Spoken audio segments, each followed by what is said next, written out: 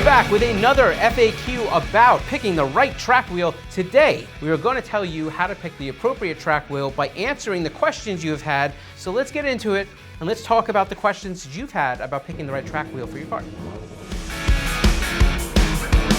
right, so let's get into our first question. What are the telltale signs of a track wheel that needs to be replaced? I think the first easiest sign is that the wheel is clearly damaged. If it's got a crack in it, if it's got a huge bend in it, these are signs that are basically saying, hey, you may not want to drive on this anymore. Wheels are a wear item.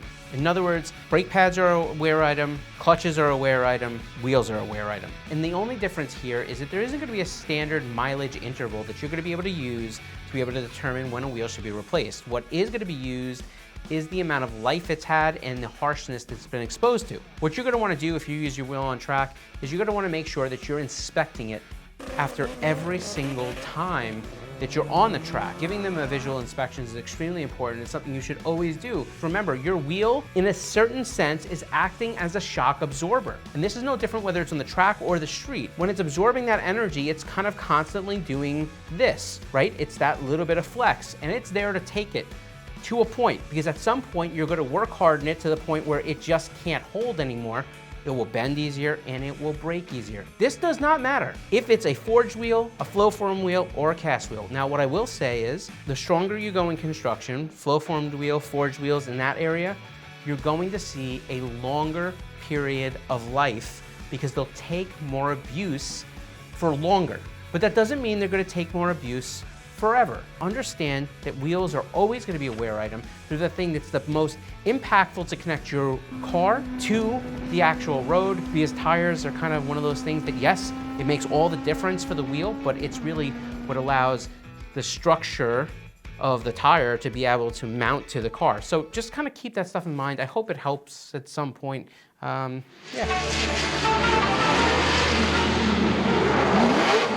so this is actually a good question, and it has to do with wheel care.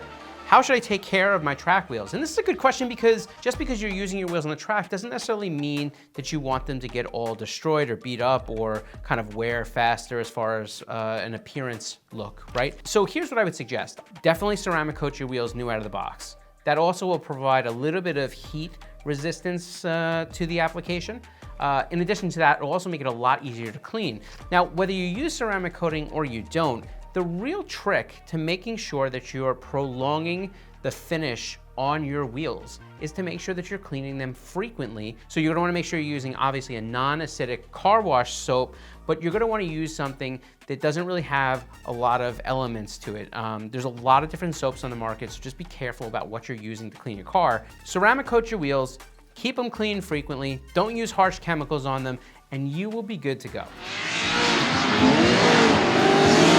The question is, does it matter what type of finish I use for my track wheels? The one thing you should know is that if you're looking for the most durable finish that's out there, using a full painted finish is extremely important. Machined finishes are always going to be something that will start to have issues earlier. I'm going to explain why, just so you don't think it's an arbitrary statement. When you machine a wheel, essentially what you're doing is you're painting a wheel. You're going to use this special kind of lathe where they machine off the top surface, leaving that exposed aluminum, and then usually it's shot with a clear coat. The reason that a clear coat tends to kind of fall apart a little bit more on a machine wheel than on a full paint wheel has to do with the thicknesses at the corner of the spoke.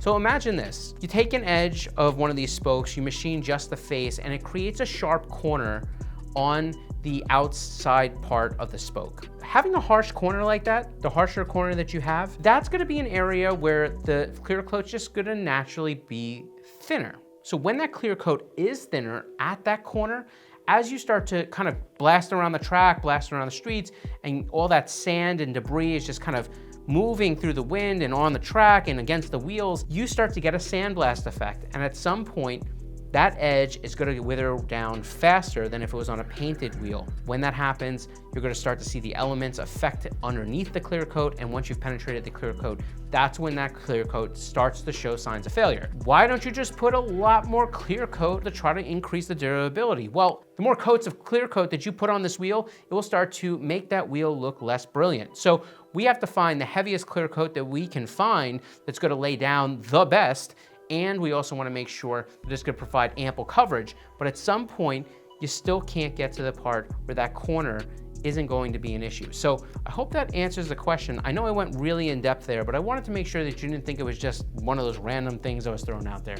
So that's it. We have answered your questions. We took them, we answered them, we gave you the answers. This is all we do. So if you have any other questions, feel free to drop the questions down below. We'll answer them kind of in another one of these videos. And if you haven't seen these before, we've done more than a few of these. Just go back to our channel, search the FAQs, where we have answered all the questions you have thrown at us. Thank you, my friends. It has been lovely hanging out with you, and we will catch you in the next one.